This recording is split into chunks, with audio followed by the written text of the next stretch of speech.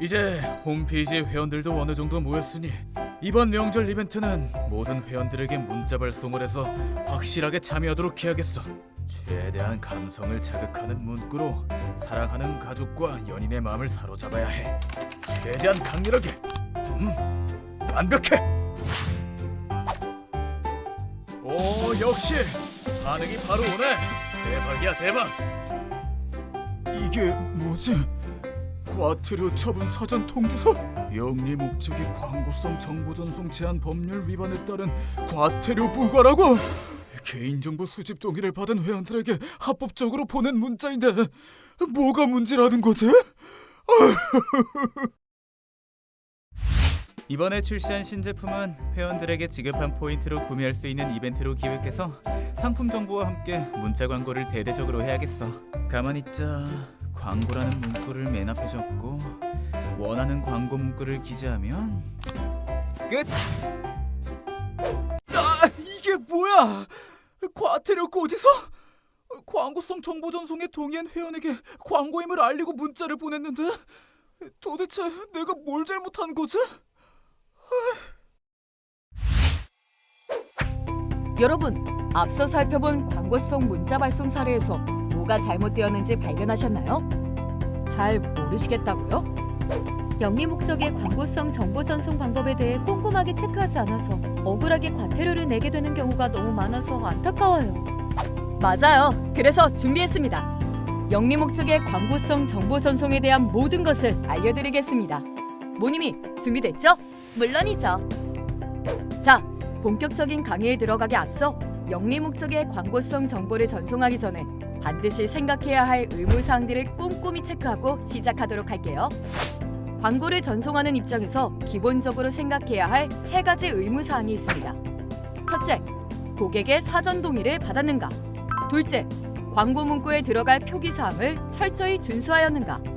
셋째, 전송하는 내용이 법에서 금지하고 있는 재화 및 서비스에 관한 것인지 이 3가지를 항상 염두에 두셔야 해요. 정말 중요한 사항이네요.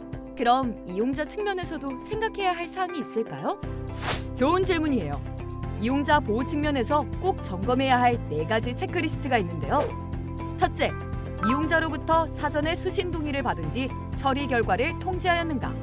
둘째, 이용자가 사전 동의 철회 시 처리 결과를 통지하고 있는가? 셋째, 이용자가 수신 거부 시 광고성 정보 전송을 중단하는가? 넷째, 2년마다 수신 동의 유지 여부를 확인하고 있는가? 이 4가지 사항을 꼼꼼하게 체크하고 준수해야 한답니다. 그렇군요. 정보통신망법에 대한 이해가 없으면 정말 놓치기 쉬운 사항들인 것 같아요. 자, 이제 본격적으로 영리 목적의 광고성 정보가 무엇인지 함께 알아볼까요? 영리 목적의 광고성 정보란 전송자가 경제적 이득을 취할 목적으로 전송자 자신에 대한 정보나 전송자가 제공할 재화 및 서비스에 관한 정보를 말합니다. 영리법인과 같이 영업을 하는 자가 고객에게 보내는 정보는 원칙적으로 모두 영리 목적의 광고성 정보에 해당하지요. 그럼 영리를 추구하지 않는 비영리법인이나 공공기관의 경우는 제외가 되는 건가요? 그건 아니죠. 비영리법인 및 공공기관이라 할지라도 전송하는 해당 정보가 수익 창출의 목적이 포함되어 있으면 영리 목적 광고성 정보에 해당돼요. 영리 목적의 광고성 정보의 범위는 전송자와 수신자 양측의 입장 및 양자 간의 관계를 종합적으로 고려하여 판단해야 하는데요. 고객이 수신 거부를 하더라도 반드시 고객에게 알려주어야 할 필요가 있는 정보는 광고성 정보 예외로 두고 자유롭게 정보를 전송해도 됩니다. 하지만 전송자의 입장에서 고객의 생일기념, 할인 쿠폰 등 혜택을 제공한다는 이유로 수신자에게 전송하는 정보는 광고성 정보의 예외로 인정하기 어려워요. 광고성 정보의 예외 사항들을 다 숙지하려면 너무 많아서 복잡할 것 같은데 혹시 예외 사항들을 판단할 수 있는 원칙이 있을까요? 네, 다음 2가지 원칙만 기억해도 많은 부분이 커버가 될 거예요. 첫째, 전송자와 수신자 간에 체결된 계약이행 등과 관련한 정보는 광고성 정보 예외 사항에 해당해요. 예를 들어 수신자가 광고성 정보의 수신을 거부하더라도 계약 관계로 인해 수신자에게 반드시 전달해야 할 필요가 있는 정보는 예외에 해당되는 거죠. 둘째, 공익 목적을 위한 광고성 정보 또한 예외 사항입니다. 전송자가 제공하는 서비스 및 재화와 직접적인 관련이 없고 오로지 공익 목적으로 무상 제공하는 서비스 및 재화에 관한 정보는 광고성 정보로 인정되지 않습니다.